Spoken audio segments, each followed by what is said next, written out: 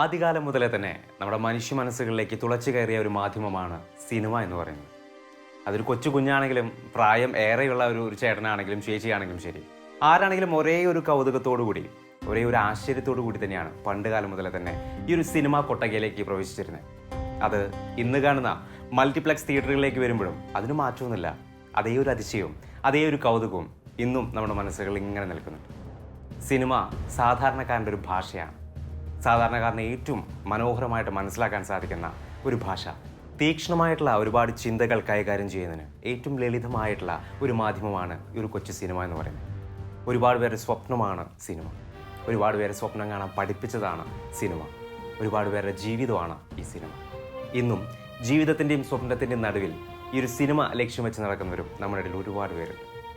And അത്തരത്തിലുള്ള ഒരു സിനിമയെ പറ്റിയാണ് ഇന്ന് നമ്മൾ പറയാൻ പോകുന്നത്. The hope. അതെ, ഒരുപാട് പേരുടെ പ്രതീക്ഷയാണ് ഈ സിനിമ. ഞങ്ങളുടെ ജീവിതത്തിൻ്റെ ഏറ്റവും വലിയ ഈ സന്തോഷ മുഹൂർത്തത്തിൽ ഇന്ന് വന്നു ചേർന്ന എല്ലാവർക്കും നന്ദി.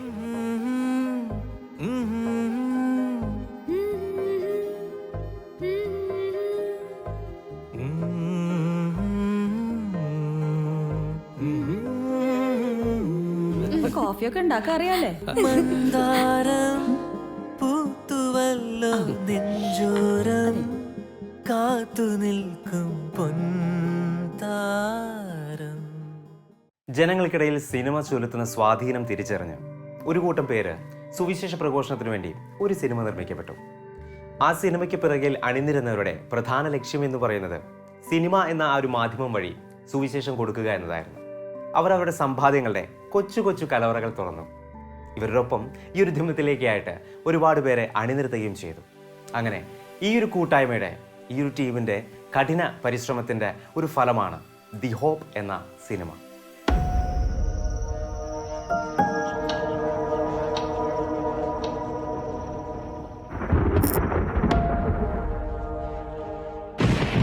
അതില് പറയുന്നത് ഇടിമിന്നൽ അയക്കുന്നത് ദൈവമാണ്. ഇടിമിന്നൽ അയക്കുന്നത് ദൈവം തന്നെയാണ്. എൻ്റെ പേര് ജോയ് കല്ലൂക്കാരൻ എന്നാണ്. ദൈവവചനത്തിനോട് വലിയ താല്പര്യമൊന്നും ഉണ്ടായിരുന്നില്ല. ഒരു ബിസിനസ്സുകാരനായിരുന്നു. 1993 ഡിവൈനിലൊരു ധ്യാനം കൂടിയപ്പോഴാണ് ദൈവവചനത്തിൻ്റെ മാധുര്യം രുചിച്ചറിഞ്ഞത്. മാത്രമല്ല, വചനത്തിൻ്റെ ആഴത്തിലേക്ക് നീങ്ങിയപ്പോൾ നിത്യതയെക്കുറിച്ചുള്ള വലിയ ബോധ്യം ലഭിച്ചു. മനുഷ്യൻ്റെ ജീവിതം മരണത്തിലൂടെ അവസാനിക്കുന്നതല്ല എന്നും അതിനപ്പുറത്താണ് ദൈവം മനുഷ്യന് വേണ്ടി ഒരുക്കിയിരിക്കുന്ന യഥാർത്ഥ ജീവിതം എന്നുള്ള ബോധ്യം കിട്ടിയപ്പോൾ ബിസിനസ്സൊക്കെ വേണ്ടെന്ന് വെച്ച് ദൈവവചനത്തിന് വേണ്ടി ഇറങ്ങി. 2011 നോർത്ത് ഇന്ത്യൻ മിഷൻ ഫീൽഡിലേക്ക് പോകാനിടയായി തീർന്നു. അവിടെ ചെന്നപ്പോൾ പലവിധ സഭക്കാർ ഒന്നിച്ച് ചേർന്ന് ഗ്രാമങ്ങളിൽ പോയി പ്രവർത്തിക്കുന്നത് കണ്ടു. അവരുടെ കൂടെ പ്രവർത്തിക്കാൻ ഇറങ്ങി തിരിച്ചപ്പോൾ കറണ്ടില്ലാത്ത, വാഹന സൗകര്യങ്ങളില്ലാത്ത, എഡ്യൂക്കേഷൻ ഇല്ലാത്ത ഈ ഗ്രാമങ്ങളിൽ വചനം പ്രസംഗിക്കാൻ തുടങ്ങിയാൽ ആരും ശ്രദ്ധിക്കില്ല. അപ്പോൾ ഈ ഗ്രൂപ്പുകൾ സാധാരണ ചെയ്യുന്നത് പാട്ടിടും. ഒരു 4 മണി 5 മണിയൊക്കെ ആകുമ്പോൾ നല്ല പാട്ടുകളിട്ട്, പാട്ട് കേൾക്കുമ്പോൾ ഓടി വന്ന് ആളുകൾ അന്വേഷിക്കുക എന്താ ഇവിടെ നടക്കുന്നത്. അപ്പോൾ പറയും ഒരു സിനിമയുണ്ട്. ഒരു 7 മണി 8 മണി ആകുമ്പോഴേക്കും ഒരു 100-500 പേര് കൂടും. അങ്ങനെ അവിടെ സിനിമ കാണിക്കും. ഈ സിനിമ കണ്ടവരുടെയൊക്കെ വീട്ടിലേക്ക് പിന്നെ ഈ ഗ്രൂപ്പിലുള്ളവർ ഇറങ്ങിത്തിരിക്കും. ഒരാഴ്ചയൊക്കെ ഈ ഗ്രാമങ്ങളിൽ താമസിക്കും. ഇവിടുത്തെ ഭക്ഷണമൊക്കെ നമുക്ക് കഴിച്ച് ഒരു ശീലവും ഉണ്ടാവില്ല. കിടക്കുന്നത് ഏതെങ്കിലുമൊക്കെ വീടിൻ്റെ മണ്ടയിൽ ഒരു കയറുകട്ടിൽ കിട്ടും, അവിടെ കിടക്കും. ഈ വീടുകളിൽ പോയി സംസാരിക്കാൻ തുടങ്ങിയപ്പോൾ കുറച്ച് പേർക്ക് ഇതറിയാൻ ആഗ്രഹമുണ്ട്. പക്ഷെ കൂടുതൽ പേരും കുരിശിൽ മരിച്ച യേശുവിനെ കണ്ടുകൊണ്ട് അവർ നിരാശരാണ്. അവർ ചിലപ്പോൾ ഇങ്ങനെ ചോദിക്കും, അരയോ തോ അപ്നെ ആപ്കോ നഹീ ബജായ ഫിർ ഹംകോ കൈസെ ബജായെങ്കെ എന്ന് പറഞ്ഞ യേശുവിന് സ്വയം രക്ഷിക്കാൻ പറ്റിയില്ല, പിന്നെ എങ്ങനെയാണ് അവൻ ഞങ്ങളുടെ രക്ഷകനായിത്തീരുന്നത്. അങ്ങനെ ഒരു 2-3 മിഷൻ ട്രിപ്പ് കഴിഞ്ഞപ്പോൾ ഞങ്ങൾ മൈക്കിളച്ചനായിട്ട് ഒരുമിച്ചിരുന്ന് പ്രാർത്ഥിക്കാൻ തുടങ്ങി. ഫാദർ മൈക്കിൾ കാരിമറ്റച്ചൻ്റെ അണ്ടറിൽ പ്രവർത്തിക്കുന്ന ഒരു ഗ്രൂപ്പാണ് ഞങ്ങളുടെ ടീമിൻ്റെ പേര് ഗോസ്പൽ ഫോർ ദ പുവർ എന്നാണ്. ദരിദ്രരിലേക്ക് സുവിശേഷം എത്തിക്കുക.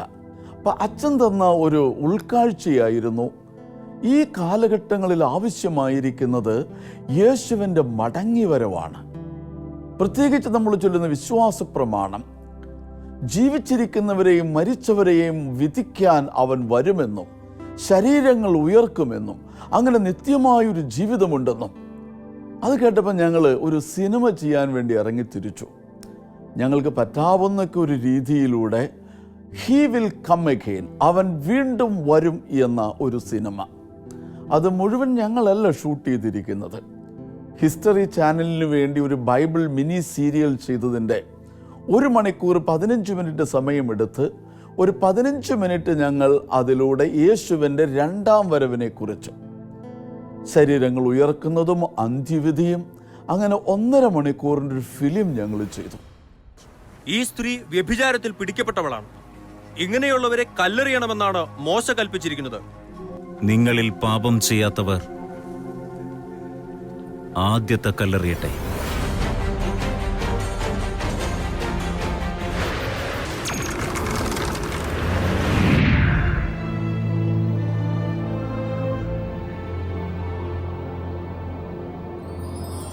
വീണ്ടും ഞങ്ങൾ ഈ ഗ്രാമങ്ങളിലേക്ക് ഇറങ്ങി ചെല്ലുമ്പോൾ ഇത് കാണുന്ന ആളുകളിൽ വലിയ മാനസാന്തരങ്ങൾ ഉണ്ടാകുന്നു. 7 ഭാഷകളിലേക്ക് ഞങ്ങളത് ഡബ് ചെയ്തു.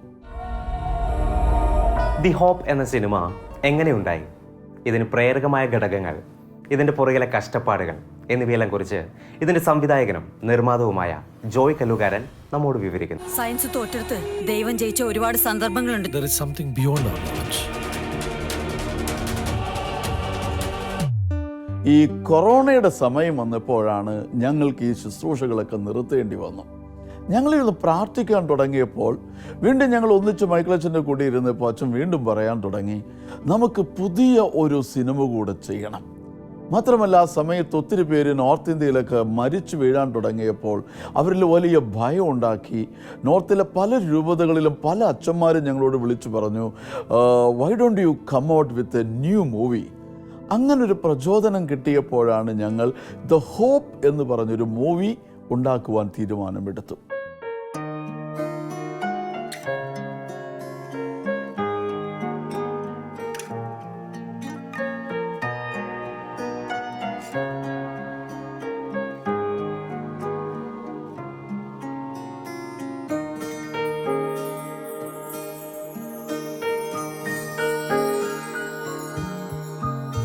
മായാതെ താരകം മേലേ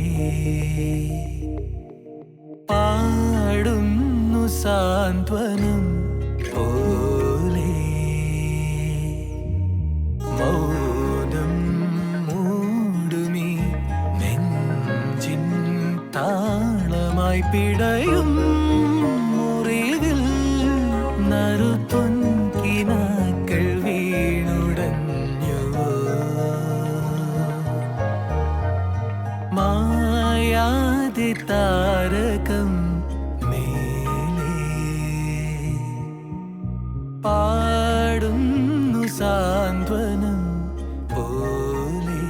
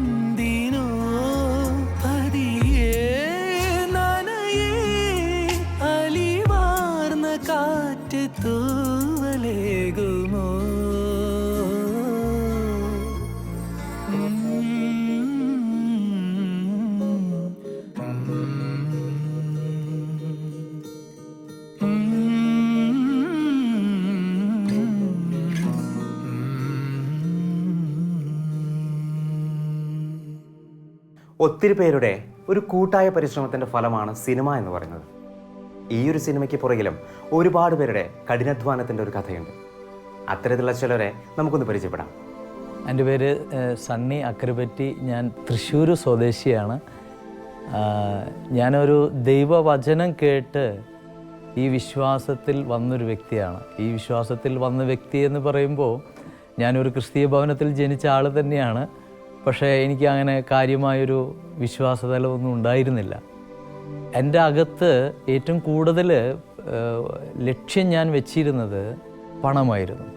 പണമുണ്ടെങ്കിലേ എല്ലാം ഉള്ളൂ എന്നുള്ളൊരു ധാരണയായിരുന്നു യഥാർത്ഥത്തിൽ എനിക്കുണ്ടായിരുന്നത്. പക്ഷേ ദൈവവചനം എന്നെ ആകെ ഒന്ന് മാറ്റിമറിക്കാനായിട്ട് ഇടയായി. എല്ലാം ഈ ലോക ജീവിതത്തിൽ ഇവിടെ അവസാനിക്കും, പക്ഷേ ഇതിന് ശേഷം ഒരു ജീവിതം ഉണ്ടെന്നുള്ള ആ യാഥാർത്ഥ്യ സത്യം എൻ്റെ അകത്ത് അതൊരു ബോധ്യമായി വന്നപ്പോൾ ഞാൻ എൻ്റെ ബിസിനസ് പരമായ കാര്യങ്ങളും പൈസ സംബന്ധമായ കാര്യങ്ങളിൽ നിന്നൊക്കെ പിൻവലിഞ്ഞ് ഈ ദൈവവചനത്തിലേക്ക് കൂടുതൽ ആകൃഷ്ടനായി. അങ്ങനെ ഈ ഒരു ടീമിൻ്റെ കൂടെ ചേർന്ന് പ്രവർത്തിക്കാൻ വലിയവനായ ദൈവം എന്നെയും സഹായിച്ചു.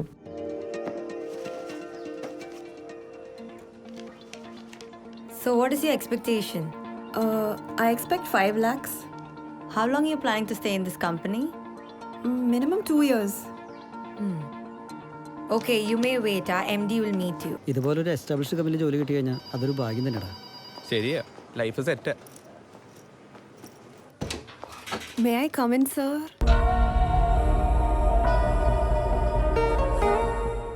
ഈ രണ്ടാമത്തെ സിനിമ ചെയ്യുമ്പോൾ ഒത്തിരി വിമർശനങ്ങൾ വന്നു ഞങ്ങൾക്ക്. പലരും പറഞ്ഞു, എത്രയും റിസ്ക് എടുത്തൊരു സിനിമ ചെയ്യണോ, എന്തിനാണ് ഇത്രമാത്രം സ്ട്രെയിൻ ചെയ്യുന്നതിൻ്റെ കാരണം? യഥാർത്ഥത്തിൽ ആദ്യത്തെ സിനിമയുടെ ഇമ്പാക്റ്റാണ് ശരിക്കും യഥാർത്ഥത്തിൽ ഈ രണ്ടാമത്തെ സിനിമയിലേക്ക് ഇത്രയും റിസ്ക് എടുത്ത് ഞങ്ങളിത് ചെയ്യാൻ കാരണം. ഇത് കോടികൾ വരും എന്നൊക്കെ ആദ്യം നമ്മളിത് ഇത്രയും കോടികളാവുന്നൊന്നും ഞങ്ങൾ വിചാരിച്ചില്ല. പക്ഷേ നമ്മുടെ വിചാരിച്ച രീതിയിൽ ഇതിൻ്റെ ബഡ്ജറ്റ് നമുക്ക് നിന്നില്ല. പക്ഷേ ഇത്തിരി റിസ്ക് എടുത്തിട്ടായാലും ഇതിൻ്റെ ഇമ്പാക്റ്റ് ഞങ്ങൾക്ക് കിട്ടുന്നത് ശരിക്കും പറഞ്ഞു കഴിഞ്ഞാൽ അത് ഞങ്ങൾ അനുഭവിക്കുകയാണ്. യഥാർത്ഥത്തിൽ ഓരോരുത്തരും ഈ സിനിമ കണ്ടു വന്നതിന് ശേഷം എല്ലാവർക്കും ഈ മരണം വരെയുള്ള കാര്യങ്ങളെക്കുറിച്ചിട്ടുള്ള ഒരു അറിവ് മാത്രമേ പലർക്കും ഉള്ളൂ. പക്ഷെ മരണത്തിന് ശേഷം എന്താണെന്നുള്ളൊരു തിരിച്ചറിവ് പലർക്കും കിട്ടിയെന്ന് ഈ സിനിമ കണ്ടതിന് ശേഷം ഞങ്ങളോട് പലരും പങ്കുവെക്കുകയുണ്ടായി. ഈ ജീവിതം ഇങ്ങനെ ജീവിച്ചാൽ പോരാ, ഒരു മാറ്റം വരുത്തേണ്ടത് ആവശ്യമാണ്. ഈ സിനിമയിൽ കണ്ടുപോലെ ഈ സ്വർഗരാജ്യത്തിലേക്ക് എത്തണമെങ്കിൽ എൻ്റെ ജീവിതത്തെ ക്രമപ്പെടുത്തണം എന്നൊക്കെ ഒത്തിരി ആളുകൾ ഞങ്ങളോട് വന്ന് പറയാനായിട്ട് ഇടയായി. വേൾഡിൽ കിട്ടാവുന്ന ഏറ്റവും നല്ല എക്യുപ്മെന്റ്സ് ആണ് കോടികൾ മുടക്കി നമ്മളിവിടെ വാങ്ങി വെച്ചിരിക്കുന്നത്. ഇവളെ ഒരു നല്ല സർജനാക്കാനല്ലേ 1 കോടി രൂപ കൊടുത്തൊരു സീറ്റ് വാങ്ങിച്ചത്. സയൻസ് തോറ്റെടുത്ത് ദൈവം ജയിച്ച ഒരുപാട് സന്ദർഭങ്ങളുണ്ട്. ഒരു കൊറോണയുടെ സമയത്താണ് ഈ ഫിലിം ഞങ്ങൾ ചെയ്തത്. ഒരാൾക്ക് കൊറോണ വന്നു കഴിഞ്ഞാൽ ആ യൂണിറ്റ് മൊത്തം മുടങ്ങിപ്പോകും. എത്രയോ ലക്ഷങ്ങൾ ഞങ്ങൾക്ക് മാറിയിരിക്കും. ആർട്ടിസ്റ്റുകളുടെ ഡേറ്റുകൾ മാറും. പക്ഷേ അതൊന്നും വരാതെ ഈ ഷൂട്ട് കഴിയുന്നത് വരെ ഒരാൾക്ക് പോലും കൊറോണ വരാതെ വലിയവനായ ദൈവം ഞങ്ങളുടെ കൂടെ നിന്ന് പ്രവർത്തിച്ചു. ഇത് പൂർത്തിയാക്കാൻ സഹായിച്ചു. ഒത്തിരി സ്ട്രഗിൾ ഞങ്ങൾക്കുണ്ടായെങ്കിലും ഇത് പൂർത്തീകരിക്കുവാൻ സാധിച്ചു. പലരും ഞങ്ങൾ നോക്കിയിട്ട് പറഞ്ഞു, ഇത് നിങ്ങൾ മുഴുവനാക്കുമോ, അത് പകുതിക്ക് ഇട്ട് വെച്ച് പോകുമോ എന്നൊക്കെ പലരും പറഞ്ഞെങ്കിലും സത്യത്തിൽ ഇത് പൂർത്തീകരിക്കാൻ ഞങ്ങളുടെ ആരുടെയും മിടുക്കല്ല, ഞങ്ങളുടെ ആരെയും കഴിവല്ല. പക്ഷേ ദൈവം അതിന് ഞങ്ങളെ സഹായിച്ചു. എല്ലാ മഹത്വവും ഞങ്ങൾ ദൈവത്തിന് സമർപ്പിക്കുകയാണ്. ഒരു സിനിമ അതിൻ്റെ പൂർണ്ണതയിലെത്തുന്നത് അത് ജനങ്ങളിലേക്ക് എത്തുമ്പോഴാണ്. ജനങ്ങൾ ആ ഒരു സിനിമ കാണുമ്പോഴാണ് സിനിമ സിനിമയാകുന്നത്. സിനിമ ജനങ്ങളിലേക്ക് എത്തിക്കാനുള്ള പരിശ്രമങ്ങൾ നടന്നുകൊണ്ടിരിക്കുകയാണ്. തിയേറ്റർ റിലീസിനും മറ്റു പ്രൊമോഷനും ഒക്കെ ആയിട്ട് ഭീമമായിട്ടുള്ള ഒരു തുക ചെലവുണ്ട്. അതുകൊണ്ട് ജനങ്ങളിലേക്ക് ഈ ഒരു സിനിമ നേരിട്ട് എത്തിക്കാനായിട്ട് പരിശ്രമിച്ചുകൊണ്ടിരിക്കുകയാണ് ഇതിൻ്റെ ഓരോ അണിയറ പ്രവർത്തകരും. ഇവരുടെ കൂട്ടായിട്ടുള്ള ഈ ഒരു പരിശ്രമങ്ങളെ നമുക്കൊന്ന് മനസ്സിലാക്കാം. യഥാർത്ഥത്തിൽ ഇതൊരു തിയേറ്റർ റിലീസായിരുന്നു ഞങ്ങൾ ഉദ്ദേശിച്ചിരുന്നത്. പക്ഷേ ഇപ്പോഴത്തെ ഒരു സാമ്പത്തികമായ പ്രതിസന്ധി ഞങ്ങളുടെ മുന്നിലുള്ളത് കൊണ്ട് ഞങ്ങൾ ഒത്തിരി ആളുകളുടെ നിന്ന് കൈവായ്പയായി മേടിച്ചതുകൊണ്ട് ലക്ഷങ്ങൾ പലരും ഞങ്ങൾക്ക് കൈവായ്പയായിട്ട് തന്നിട്ടുണ്ട്. പക്ഷേ അവർക്ക് അത് അവരുടെയൊക്കെ വലിയ മക്കളുടെ വിദേശത്തേക്ക് അയക്കാനുള്ള പണമുണ്ട്, വസ്തു മേടിക്കാനായിട്ട് ഡേറ്റ് പറഞ്ഞു വെച്ചിരുന്നവരുടെ പണങ്ങളുണ്ട്. അങ്ങനെ ഞങ്ങളോടുള്ള വിശ്വാസത്തിൽ തന്ന പലർക്കും ഈ പൈസ തിരിച്ചു കൊടുക്കേണ്ട സമയമായപ്പോൾ ഞങ്ങൾ തിയേറ്ററിലേക്ക് ഇനി റിലീസ് ചെയ്യണമെങ്കിൽ അതിലേക്ക് ഒത്തിരി പൈസ ഇനിയും ഞങ്ങൾക്ക് ഇറക്കേണ്ടതായി വന്നപ്പോൾ ഞങ്ങളത് അവിടെ വെച്ച് നിർത്തുകയാണ് ഉണ്ടായത്. ഞങ്ങൾ ഈ തിയേറ്റർ റിലീസ് തൽക്കാലം ഞങ്ങളതൊന്ന് പോസ്റ്റ്പോൺ ചെയ്തു. ഇപ്പോൾ ഞങ്ങൾ ഉദ്ദേശിക്കുന്നത് ഓരോ പള്ളികളിലും മറ്റേ ഓരോ ഇൻസ്റ്റിറ്റ്യൂഷൻസ് ഓരോ സമൂഹങ്ങളിലൊക്കെ കൊണ്ടുപോയി കാണിച്ച് അവർ തരുന്ന ഏതെങ്കിലും കോൺട്രിബ്യൂഷനിൽ കൂടെ ഇത് മുന്നോട്ട് കൊണ്ടുപോകാൻ പറ്റുമെന്നാണ് ഞങ്ങൾ വിശ്വസിക്കുന്നത്. ഈ ഒരു ചിത്രം പള്ളികളിലൂടെയും കോളേജുകളിലൂടെയും ജനങ്ങളിലേക്ക് എത്തിക്കുക എന്നുള്ളതാണ് ഇതിൻ്റെ അണിയറ പ്രവർത്തകർ ഉദ്ദേശിക്കുന്നത്. സോ അതിനായിട്ട് നിങ്ങളുടെ ഒരു ഹെൽപ്പും ഇവർ കാര്യമായിട്ട് തന്നെ പ്രതീക്ഷിക്കുന്നു. നമ്മളെ കൊണ്ട് ചെയ്യാൻ സാധിക്കുന്ന ഒരു ചെറിയൊരു കാര്യമാണ്. എന്നാൽ പിന്നെ നമുക്കത് ചെയ്തുകൂടെ? കോളേജുകളിലേക്കോ അല്ലെങ്കിൽ കാറ്റസിസം ക്ലാസ്സുകളിലോ നമ്മുടെ ഇടവകളിലേക്കോ ഈ ഒരു ചിത്രം നമുക്ക് പ്രദർശിപ്പിക്കാനായിട്ട് കൊണ്ടുവരാം. അത് ഈ ഒരു കാലഘട്ടത്തിൻ്റെ ഒരു അനിവാര്യത കൂടിയാണ്. ദി ഹോപ്പ് മറക്കരുത്.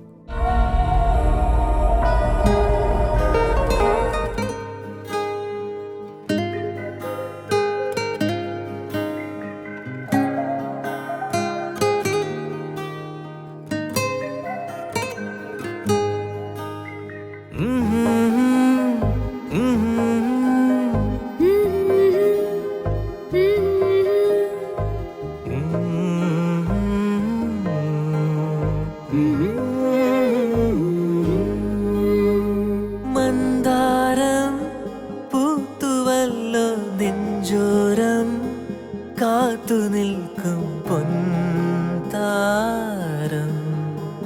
ആരാരോ ചെമ്മാനം നീട്ടുമേതോ സമ്മാനം വാങ്ങുവാനായി വന്നോണം നിന്നാണം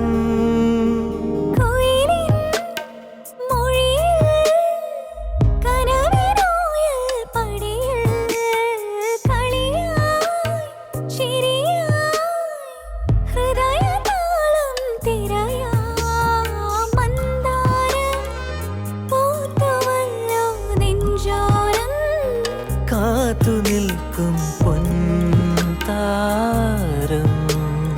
ആരാരോ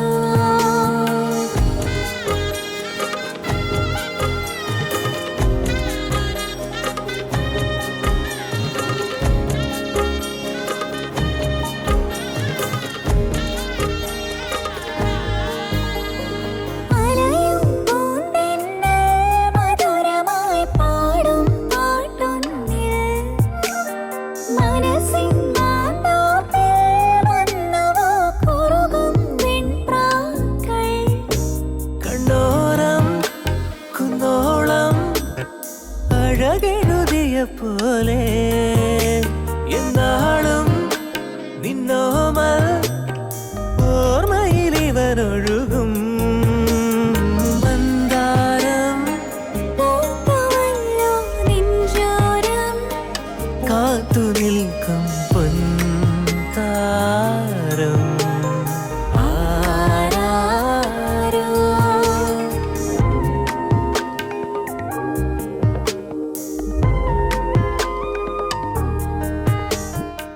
ഹോപ്പ് എന്നത് ഒരു പ്രതീക്ഷയാണ്. ഓരോ ആത്മാവും രക്ഷപ്പെടണമെന്നുള്ള ഒരു വലിയ പ്രതീക്ഷ. ആൻഡ് ഈ ഒരു ചിത്രവും നമുക്ക് മുന്നിൽ വയ്ക്കുന്നത് അങ്ങനെ തന്നെയാണ്. ഈ ഒരു ചിത്രം നിങ്ങൾ കാണും എന്നുള്ള ഒരു വലിയ ഒരു പ്രതീക്ഷയുടെ പുറകിലാണ് ഇതിൻ്റെ ഓരോ അണിയറ പ്രവർത്തകരും. അതിനായി നിങ്ങളുടെ സഹായം നമ്മൾ അഭ്യർത്ഥിക്കുന്നു. കഴിഞ്ഞ സിനിമയ്ക്കാണെങ്കിൽ സാമ്പത്തികമായി അത്ര വലിയ ബുദ്ധിമുട്ടുകളൊന്നും ഞങ്ങൾക്ക് മുന്നിലുണ്ടായിരുന്നില്ല. എന്നാൽ ഈ പുതിയ സിനിമയ്ക്ക് ഒത്തിരി കോടികളാണ് ബുദ്ധിമുട്ട് ആയിട്ട് മുന്നിൽ നിൽക്കുന്നത്. എന്ത് ചെയ്യണം, എങ്ങനെ ചെയ്യണമെന്നറിയാതെ സിനിമ പുറത്തേക്ക് കൊണ്ടുവരാൻ ഒത്തിരി പൈസ ആവശ്യമാണ്. എന്നാൽ അതിലേക്കൊന്നും കടന്നു പോകാൻ പറ്റാതെ ബുദ്ധിമുട്ടി നിൽക്കുമ്പോഴാണ് ഉള്ളിൽ ശക്തമായി പ്രേരണ, ഇത് കഴിഞ്ഞ സിനിമ പോലെ തന്നെ പ്രൊജക്റ്റുകളൊക്കെ വെച്ച് സിനിമകൾ കാണിക്കണമെന്ന് ഉള്ളിൽ തോന്നി. അങ്ങനെ ഞങ്ങളൊരു 15 സ്ഥലത്താണ് ഇപ്പോൾ ഈ സിനിമ ഞങ്ങൾ പുറത്തു കൊണ്ടുവരുമെന്ന് കാണിക്കാൻ ഇടവന്ന് നോക്കണം. പല സ്ഥലങ്ങളിൽ, പല ജില്ലകളിൽ, പല ഭാഗത്തായി ഞങ്ങൾ ഈ സിനിമ പുറത്തു കൊണ്ടുവന്നു. ആദ്യം സിനിമ കണ്ട് പുറത്തിറങ്ങിയതിൽ ഒരു കാര്യം, പല വ്യക്തികളിലൂടെ ഒത്തിരി അനുഭവങ്ങൾ ഞങ്ങൾ കേട്ടെങ്കിലും എന്നോട് ഓടി വന്ന ഒരു ടീച്ചർ പറഞ്ഞ ഒരു കാര്യം ഞാൻ നിങ്ങളുമായി പങ്കുവെക്കുകയാണ്. ഈ സിനിമ കഴിഞ്ഞ ഉടനെ തന്നെ ഒരു ടീച്ചർ ഓടി വന്ന് എൻ്റെ അടുത്ത് പറഞ്ഞു, ഞാൻ ആരോടും ഈ സംഭവം എൻ്റെ കോളേജിലോ എൻ്റെ ബന്ധുമിത്രാദികളോടോ ഒന്നും ഞാൻ പറഞ്ഞിട്ടില്ല. ഞാൻ അമേരിക്കയിലായിരുന്നു. അമേരിക്കയിൽ നിന്ന് തിരിച്ചു വന്ന് ഞാൻ ഇവിടെ ഒരു കോളേജിൽ ജോയിൻ ചെയ്തു, ജോലി ചെയ്യുന്നുണ്ടെന്ന് മാത്രമേ മറ്റുള്ളവർക്ക് അറിയുള്ളൂ. സത്യം ഞാൻ ഈ സിനിമ കണ്ടപ്പോഴാണ് എൻ്റെ ഉള്ളിലെ തെറ്റുകൾ എനിക്ക് മനസ്സിലാക്കുവാൻ സാധിച്ചത്. കാരണം വേറെ ഒന്നുമല്ല, ഞാൻ എൻ്റെ ഭർത്താവ് ഒരു ശുശ്രൂഷകനാണ്. ആ ശുശ്രൂഷകൻ അമേരിക്കയിൽ ശുശ്രൂഷ ശക്തമായി പ്രവർത്തിക്കുമ്പോൾ അദ്ദേഹത്തോട് എനിക്ക് ചേർന്ന് നിൽക്കാൻ പറ്റില്ല.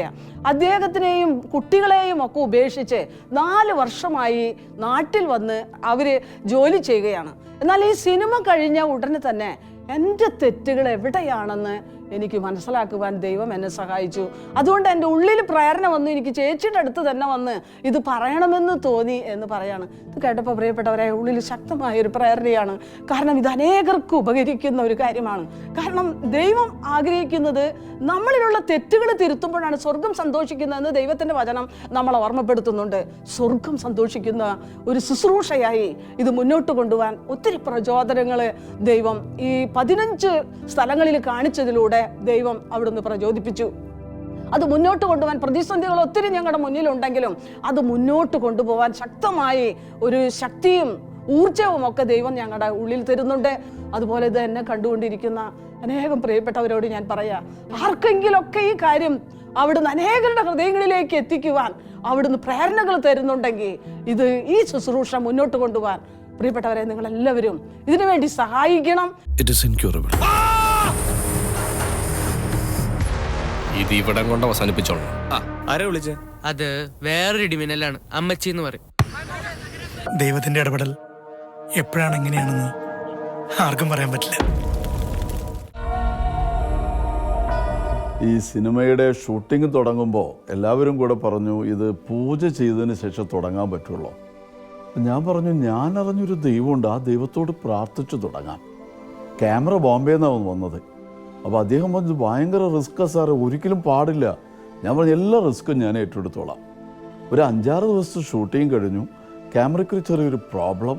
അങ്ങനെ ക്യാമറമാൻ പറഞ്ഞു വേറെ ക്യാമറ കൊണ്ടുവരണം. അപ്പോൾ അത് അറിയിച്ച് പുതിയൊരു ക്യാമറ രാത്രി വന്നു. എല്ലാവരും അന്ന് വൈകിട്ട് ഷൂട്ട് കഴിഞ്ഞ് കിടക്കുന്ന സ്ഥലത്ത് പോയി. രാത്രി 1 മണി 2 മണിയായപ്പോൾ ഭയങ്കര ബഹളം. അവിടെ നിന്ന് ഫോൺ വിളി. ക്യാമറയുടെ ബാറ്ററി ചാർജ് ചെയ്തുകൊണ്ടിരിക്കുമ്പോൾ പൊട്ടിത്തെറിച്ച് ബെഡ് മുഴുവൻ കത്തി. ഹോട്ടലുകാർ ആകെ ബഹളം. ഫയർ സർവീസ് വന്ന് വലിയൊരു ബഹളം ഉണ്ടായി. പിറ്റേ ദിവസം രാവിലെ ക്യാമറയുടെ കൂടെ ഉണ്ടായിരുന്നവരുടെ കാലൊക്കെ പൊള്ളി. ആ ബെഡുകൾ കണ്ട് ഞങ്ങൾ തന്നെ അത്ഭുതപ്പെട്ടു പോയി. അപ്പോൾ ഭാഗ്യത്തിന് തലേദിവസം പുതിയ ക്യാമറ വന്നിരിക്കുക. ഒരു ദിവസം പോലും ഷൂട്ട് മുടങ്ങിയില്ല.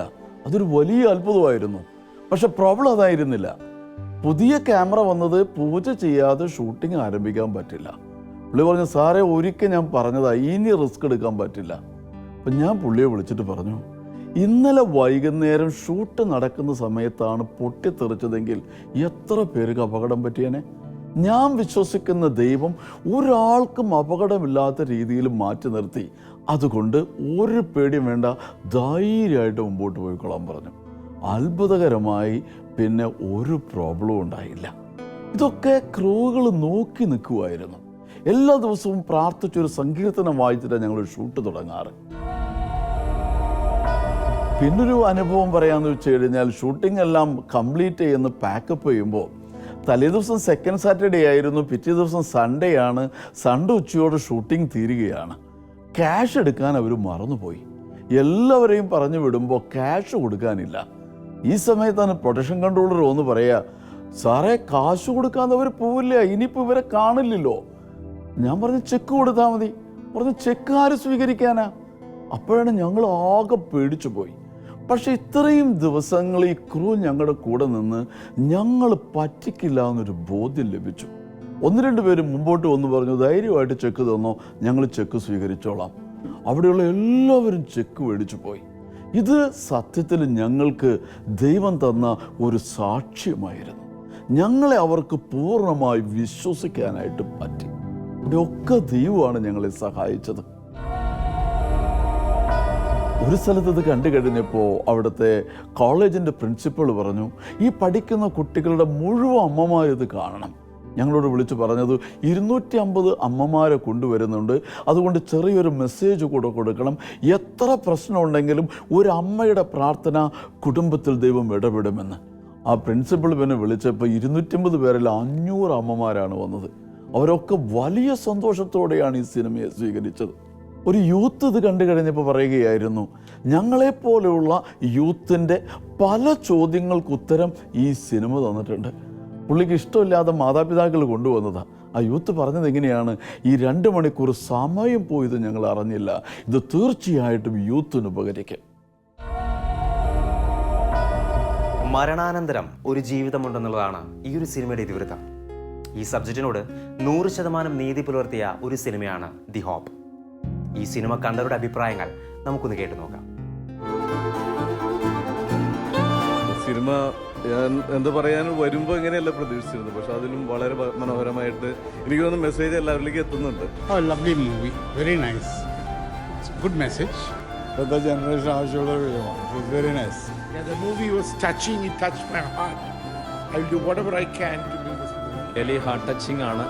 ശരിക്കും പറഞ്ഞാൽ ദൈവത്തിൻ്റെ ഇടപെടലാണ്. ശരി, യുവജനങ്ങളുടെ ഇടയിൽ ഇതൊരു വലിയ ഇമ്പാക്റ്റ് ഉണ്ടാക്കും എന്ന കാര്യത്തിൽ യാതൊരു സംശയമില്ല. സിനിമ വളരെ നന്നായിരുന്നു. ബോറടിച്ച് എന്നെ പോലത്തെ യൂത്ത് പിള്ളേർക്ക് ഇത് ഇഷ്ടപ്പെടുമെന്ന് എനിക്ക് ഡൗട്ട് ഉണ്ടായിരുന്നു. ബോറടിക്കുമെന്ന് വിചാരിച്ചു, പക്ഷേ 2 മണിക്കൂർ ബോറടിക്കാതെ ഞാൻ ശരിക്കും ആസ്വദിച്ചു. നല്ലായിരുന്നു. It was a different movie. നമ്മൾ കാണുന്ന പോലെ ഞാൻ ഇങ്ങനത്തെ മൂവി ഇതുവരെ കണ്ടിട്ടില്ല. സൂപ്പർ അടിപൊളിയുണ്ട്. ഭയങ്കര ഇഷ്ടമായി. Very good acting. Very nice. Very nice, it was very good. Very impressive and very good. വളരെ നന്നായിരുന്നു. Nice movie. Very touching. മരണത്തിനപ്പുറത്തൊരവസ്ഥയുണ്ടെന്നുള്ള ശരിക്കും ഒരു ബോധ്യം തന്നൊരു സിനിമ. വളരെ മനോഹരമായിരുന്നു. സിനിമ കണ്ടു, ഒത്തിരി നന്നായിരിക്കുന്നു, ഒത്തിരി സന്തോഷമുണ്ട്. ഇതുപോലൊരു സിനിമ എടുത്തതിൽ ഇതിൻ്റെ ടീമിനെ ഞാൻ അഭിനന്ദിക്കുകയാണ്. ഈ ഒരു സിനിമ കണ്ടവരുടെ അഭിപ്രായങ്ങൾ നിങ്ങൾ കേട്ടല്ലോ. എപ്പോഴെങ്കിലും സമയം കിട്ടുമ്പോൾ ദി ഹോപ്പ് എന്ന ഈ ഒരു ചിത്രം നമുക്കും ഒന്ന് കാണാൻ ശ്രമിക്കാം.